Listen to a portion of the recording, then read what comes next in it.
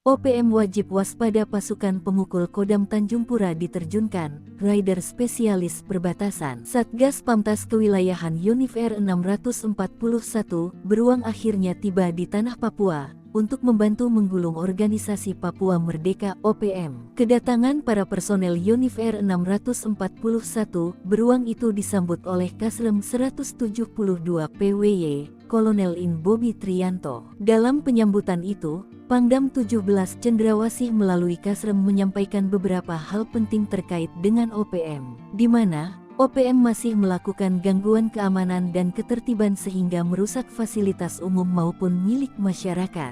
Untuk itu tingkatkan kewaspadaan, mempedomani HAM, bersinergi dengan aparat lainnya agar tercipta kebersamaan dan kekompakan di antara sesama abdi negara dalam menghadapi segala ancaman, gangguan, hambatan dan tantangan, kata Kasrem dikutip dari keterangannya. Kasrem berharap kedatangan Satgas Pamtas Kewilayahan Yunif R641 beruang membawa keberkahan bagi masyarakat dan kemajuan pembangunan di wilayah Papua.